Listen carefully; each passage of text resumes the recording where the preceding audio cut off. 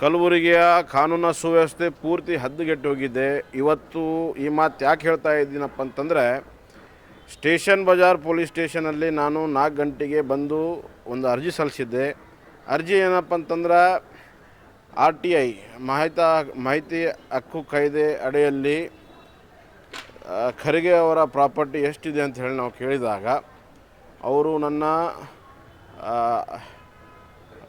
ಅಪ್ಲಿಕೇಶನ್ಗೆ ರಿಜೆಕ್ಟ್ ಮಾಡಿದ ಮೇಲೆ ನಾವು ಫಸ್ಟ್ ಅಪೀಲ್ ಹೋಗಿದಾಗ ಡಿಸ್ಟ್ರಿಕ್ಟ್ ರಿಜಿಸ್ಟ್ರಾರ್ ಮಲ್ಲಿಕಾರ್ಜುನ್ ಎಮ್ನವರು ಆ ಒಂದು ಹೇರಿಂಗಲ್ಲಿ, ಫಸ್ಟ್ ಅಪೀಲ್ ಹೇರಿಂಗ್ 3ನೇ ತಾರೀಕಿತ್ತು, ಆ ಹೇರಿಂಗಲ್ಲಿ ಖರ್ಗೆ ಅವರ ಮನುಷ್ಯರನ್ನು ಕರೆಸಿ ಅವರು ಹೇರಿಂಗನ್ನು ಕೇಳ್ಕೊತಾ ಕೂಡ್ತಾರೆ. ಅವರು ಯಾವ ಥರ ಹೇಳ್ತಾರೆ ಆ ಥರ ಆದೇಶ ಮಾಡೋಕ್ಕೆ ಕೂತಿರ್ತಾರೆ.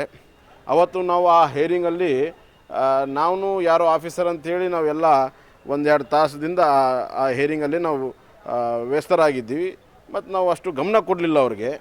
ಆದರೆ ಇವತ್ತು ನಂತರ ನಾವು ಕೇಳಿದ್ದೀವಿ ಯಾರದ್ದು ಅಂತ ಹೇಳಿದ್ಮೇಲೆ, ನಾವು ಹಿಂಗೆ ಬಂದು ಸುಮ್ಮ ಕೂತೀವ್ರಿ ಅಂತ ಹೇಳಿದ್ರು. ಆ ಒಂದು ವಿಡಿಯೋವನ್ನು ನಾವು ಪೊಲೀಸ್ ಸ್ಟೇಷನ್ಗೆ ಸಲ್ಲಿಸಿದ್ದೀವಿ.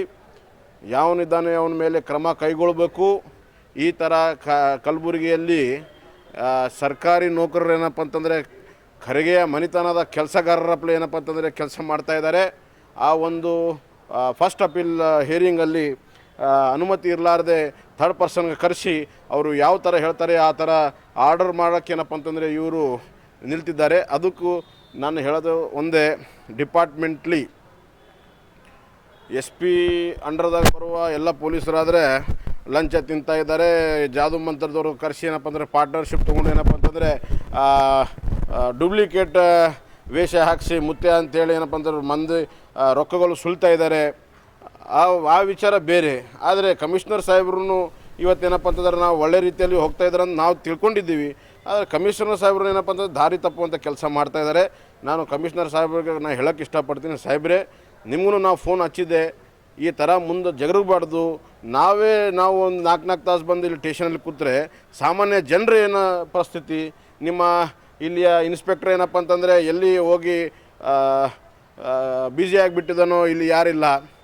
ನಂತರ ರಿಸೀವ್ಟ್ ಕೊಡ್ರಪ್ಪ ಕಂಪ್ಲೇಂಟ್ ನಂತರ ತೊಗೊಳಂದ್ರೂ ತೊಗೊಳಕ್ಕೆ ತಯಾರಿಲ್ಲ. ಇದು ಚೇಂಜ್ ಆಗಬೇಕು. ತಾವು ಏನು ಇದು ನಡೆಸ್ದಂಗಿರಿ ಟೈಪ್ ಮಾಡ್ತಾ ಇರೋದು ಇಲ್ಲಿಗೆ ನಿಲ್ಲಿಸಿ ಕಾನೂನು ರೀತಿಯಲ್ಲಿ ಎಲ್ಲರಿಗೆ ಒಳ್ಳೆ ರೆಸ್ಪಾನ್ಸ್ ಕೊಡುವಂಥ ಕೆಲಸ ಮಾಡಬೇಕಂತೇಳಿ ನಾನು ವಿನಂತಿ ಮಾಡ್ತಾಯಿದ್ದೀನಿ.